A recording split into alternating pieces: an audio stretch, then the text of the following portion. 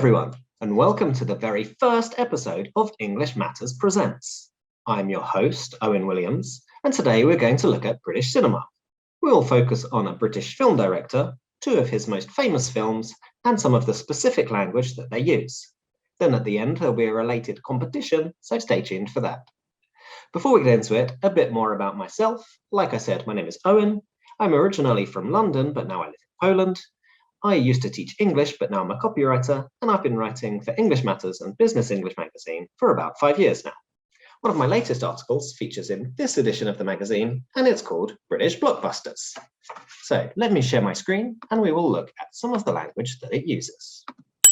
English Matters presents British Blockbusters. One of the pages of the article features Sir Michael Caine and Guy Ritchie. Now, he is the film director that we're going to talk about. He's behind the Hollywood blockbuster versions of the Sherlock Holmes films and the latest version of King Arthur, which features a cameo from David Beckham, if you're interested. The two films we're going to look at, though, are Lock, Stock and Two Smoking Barrels and Snatch. As you can see, both of these films feature London gangsters in a twisted tale of luck, risk, violence and money. That word there, twisted, is the one we're going to look at. Twisted, it comes from the verb to twist, this action, to twist. And as an adjective, it has two definitions. The first one, forced out of its natural or proper shape. Secondly, as used in the article, unpleasantly or unhealthily abnormal and warped. Here's a few more examples for you. A twisted tail, like Lock, Stock and Two Smoking Barrels. A twisted rope, like you just had a picture of at the bottom of your screen. A man with a twisted mind. Maybe he has different ideas to other people or thinks differently. After the crash, the metal was twisted. It wasn't in a straight line, it had been twisted. Here's some related words for you. A twister. Now you may see this little picture, noticed it's some air spinning or twisting. A tornado, another word for a tornado is a twister.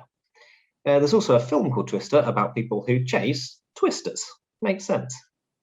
Then there's the ice cream twister. It has three flavors, one in the middle and two others twisted around it. That's why it's called a twister. And the game twister with the colored dots on the floor, you put your hands and your feet on the right one. You've probably played it before, but did you know why it was called twister? It's because your body twists out of shape. Then there's a plot twist. A storyline in a book or a film's going along normally and suddenly it twists, it takes an unexpected turn. And then there's a dance called the twist, which is about twisting your body back and forth. There's also some songs, I'm sure you can find them on YouTube. Okay, that's twisted. Here's a few synonyms for you. These mainly refer to the second definition there. Perverted, warped, abnormal, distorted, wicked, and strange. Some example sentences could be, it's a warped idea, but it might just work. It was a wicked film, but I enjoyed it. It's a strange thought. I don't think we're going to do that. All right.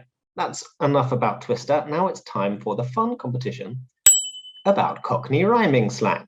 Now, this might not be the most useful language for you to learn, but it's definitely fun and of interest because people in Poland, whenever they find out I'm from London, they always ask me about Cockney rhyming slang. It comes from the east of London, where people called Cockneys live. They have a very specific accent and they use some specific vocabulary. It's featured very heavily in Lock, Stock, Two Smoking Barrels and Snatch. And I've got 6 examples for you here. Now, the way they work, there's a little phrase, and that rhymes with the word they represent. Instead of saying the word you want to say, you say the little phrase, or even just part of it, often just the first word.